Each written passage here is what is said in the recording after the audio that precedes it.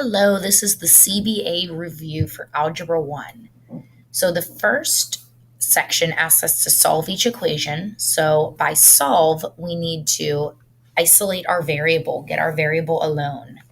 So in number 1, we have an x, and we are going to do our inverse operations to isolate x. So we see -1, the inverse of that is adding 1. -1 plus 1 is 0. And we're left with 3x is equal to 8. Next, we have multiplication by 3, so we're going to divide by 3, and 3 divided by 3 is 1, so we're left with x equals 8 over 3. In number 2, it's a little bit different because we have a variable on both sides of the equation. So we're going to need to do our inverse operations and get our variables together on the same side of the equation. So let's start with our constants. Let's start with just our numbers, our integers. So I have a -7, I'm going to add 7.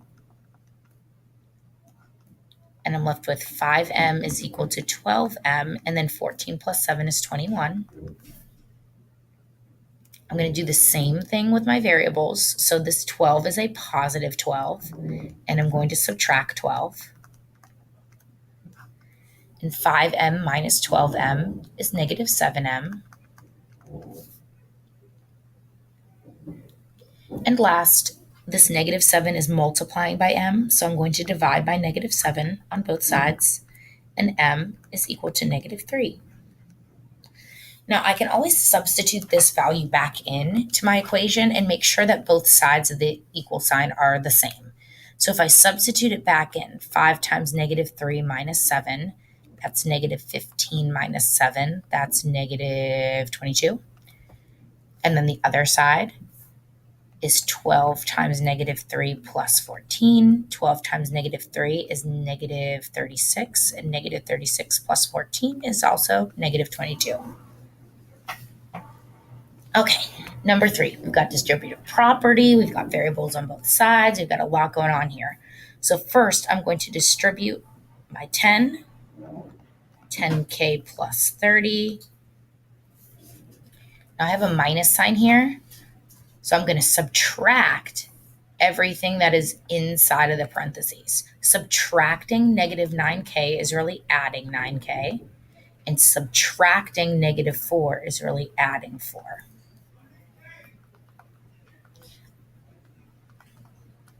Okay, I'm going to combine like terms that are on the same side of the equation.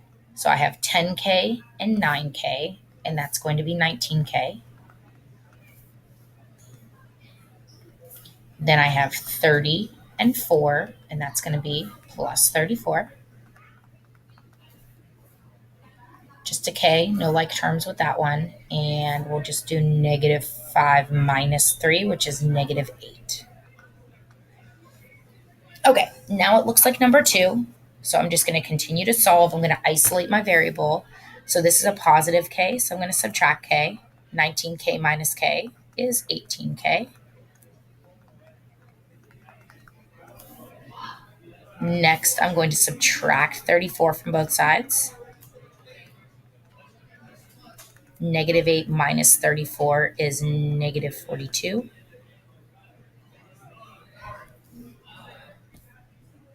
And last, I'm going to divide by 18.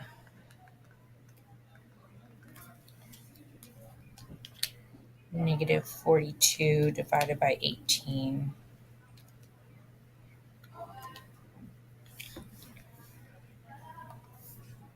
Let's see, what are they both divisible by? At least 2. So that's negative 21 over 9.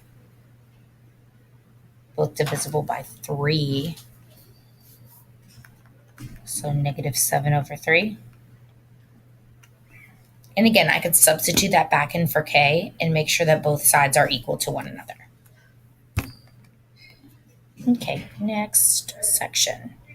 These are called literal equations, and they're called literal equations because we have more than one variable.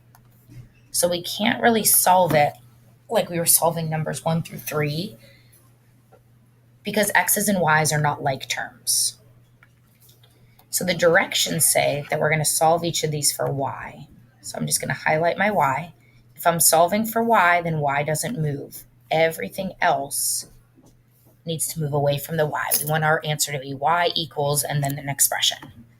So I have a minus 5x. I'm going to add 5x. 7y equals 5x plus 9.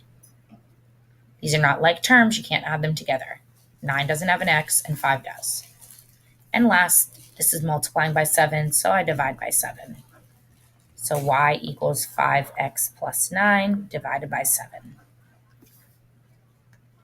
Okay, kind of similar in the next one, except we have y's on both sides. So we're going to combine those together. So let's see. I think I'm going to add 8y. And I'm left with 1/2 x is equal to 6 plus 9y. And then this 6 is positive, so I'll subtract 6. So I have 1/2 x minus 6 equals 9y. And then last, dividing by 9. Now this looks kind of ugly. Another thing that I can do is instead of dividing by 9, I could multiply by a 9th. That might make it look, so it's not really a fraction within a fraction. 1/9, 1/2 x minus 6. It's a fine way to write it. Or you could write this expression divided by 9. Either way. Okay, last one. Here's y. We have 2 y's again. So we need to combine like terms. Once we get them, I'm going to distribute my 2. So 2 times 3x is 6x, and 2 times y is 2y.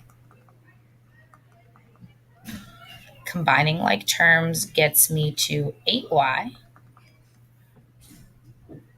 Now again, if I'm solving for y, then y doesn't need to move. Get everything else away from y. So minus 6x, 8y is equal to negative 6x minus 3. And then, of course, dividing by 8.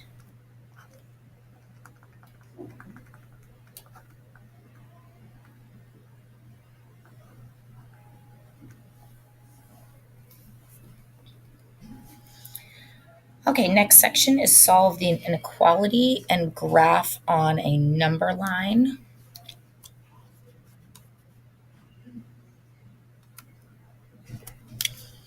So kind of similar that we want to solve. So we want to get x by itself, or y by itself, or n by itself. The only thing that's different about these is that they're not equal signs. So we're not going to get an answer of x equals 2 on number 7, but x is greater than 2. So because I just have a greater than, not an equal to, I'm going to find 2 on my number line. I'm going to do an open circle, and I'm going to shade greater. So what does this mean? This means, that's the ugliest arrow I've ever drawn. This means that anything that is greater than 2, not 2 itself, but greater than 2, is going to be a solution and make this inequality true. So what's greater than 2? 3, 4, 5? Let's see. So let's pick 3. 4 times 3 is greater than 8. Is 12 greater than 8? Absolutely. Even 2.1 would work. 4 times 2.1 is going to also be greater than 8. Okay, next one. We have adding 4. So y is greater than or equal to negative 8. So again, I'm going to go to my number line. 6, 7, 8. There's negative 8. Because it's also equal to, greater than or equal to, I have a closed-in circle, and it's greater, so I'm going to shade greater. So what does that mean? Anything in this area that I have shaded will be a solution. So let's pick something. I don't know, what about positive 8? That should work. So 8 minus 4 should be greater than or equal to negative 12. Is 4 greater than or equal to negative 12? Absolutely. 4 is definitely bigger than negative 12. Okay. Notice on number 9, the n is on the right. So this is going to be a little bit tricky when I get to my answer.